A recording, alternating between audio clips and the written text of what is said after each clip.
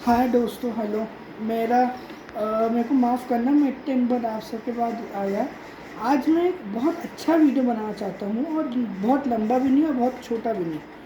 तो इस वीडियो में बताना चाहता हूँ कि अगर आपका, देखो, ट्रम्प साहब कैसे हैं सबको पता है। ट्रम्प जी जो कर रहे हैं मार्केट में, वो सबको पता है। देखो, ट्रम्प अगर करंटली आपका 7 ईयर एक्सपीरियंस भी है इंडिया में, और आप मास्टर्स करने यूएस जा रहे हो, और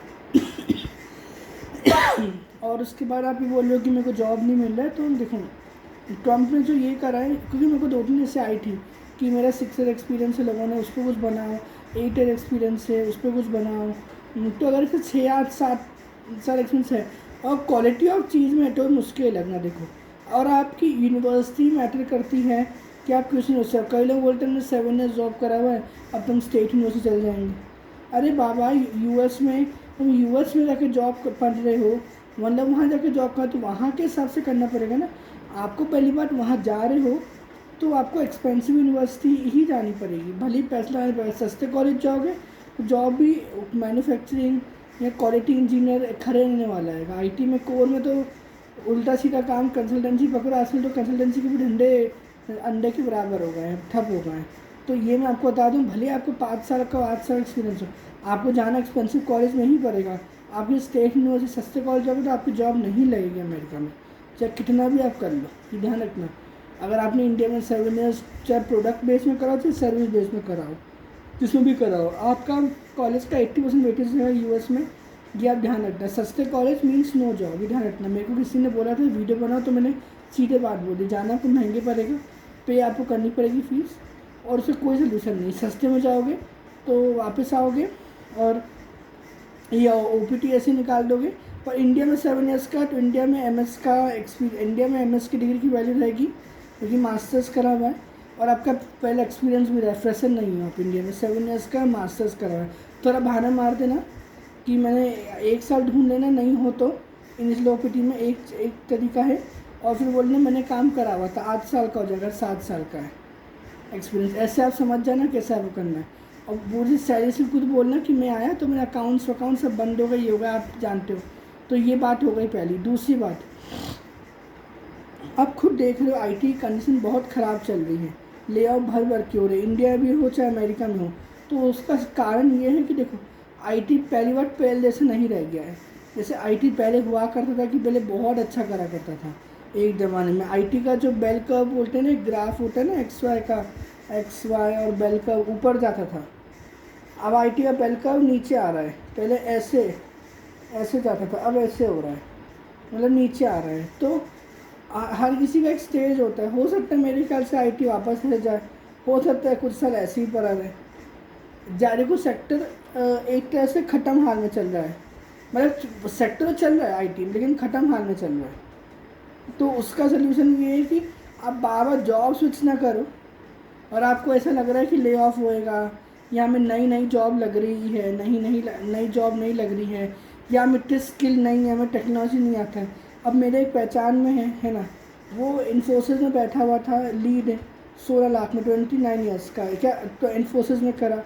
अब वो उसने फिर सिस्टेंगो में, परसिस्टेंट में करा। अब सिस्टेंगो में 24 लाख का पैकेज है। अब वो मुझसे आके पूछते हैं कि अब मैं गूगल में कैसे जाऊँ।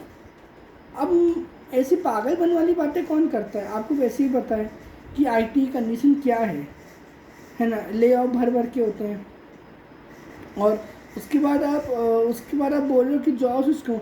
एक बार आप 45 क्रॉस कर जाते हो ना इस सेक्टर में, आपको जो जॉब स्विच करना होता है ना, आप 30 तक 3 कंपनी कर लो, 30 से 40 में 3 कर लो। एक टाइम पे लीड इंजीनियर से SDE, lead AVP of this, VP of this.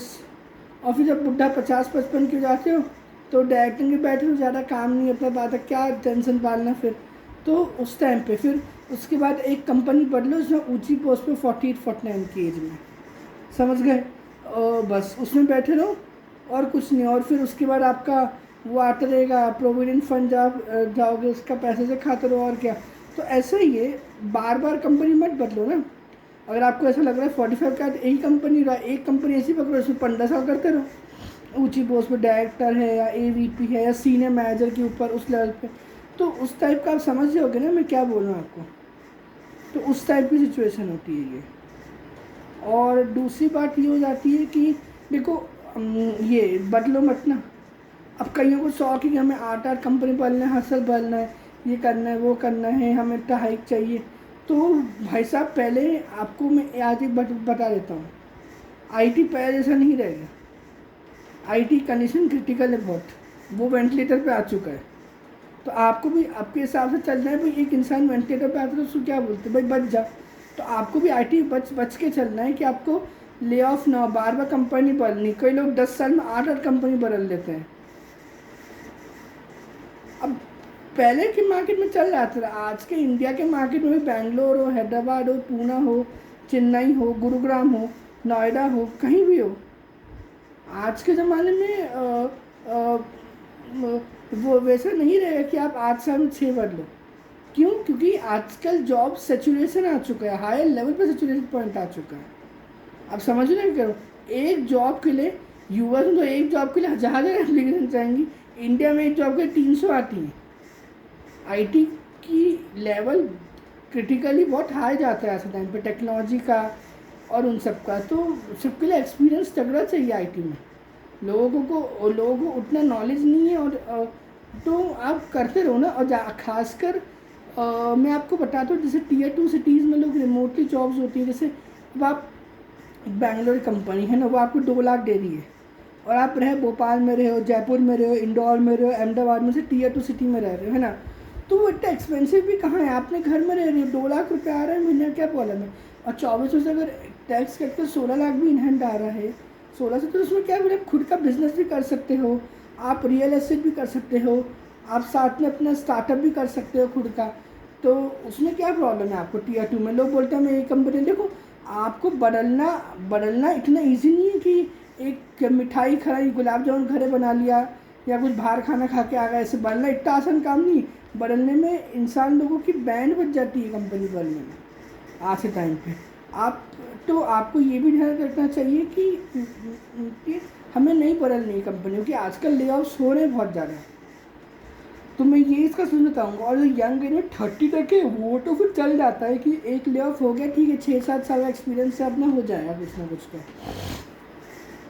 ये मैं बता रहा हूँ उनके लिए जो Tier 2 में है सिटीज़ में। पहली बात कि आपको तो बिल्कुल छोड़ना नहीं चाहिए कि आप तो सेफ़ हो।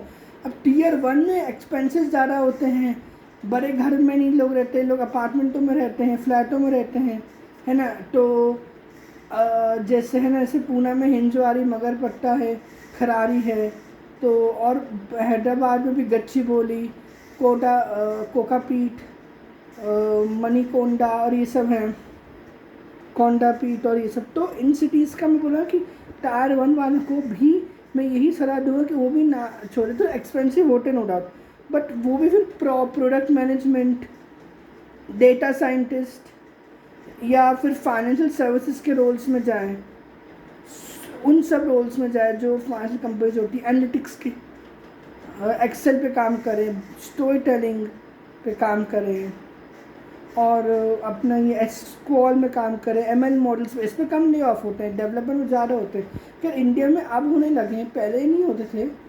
आजकल। तो ये सब करें। बाकी आप समझ चुके हो कि क्या मैं बोलना चाहता हूँ। तो चलो गुड बाय। आप लोग कुछ भी होना, मेरे को प्लीज़ सब्सक्राइब जरूर से करो प्लीज़, क्योंकि मैं नया यूट्यूब चैनल साइम करा, मेरे कुछ बहुत ज़रूरी काम था, इस कारण मैं क्या आप लोग गाइड नहीं कर पा रहा था।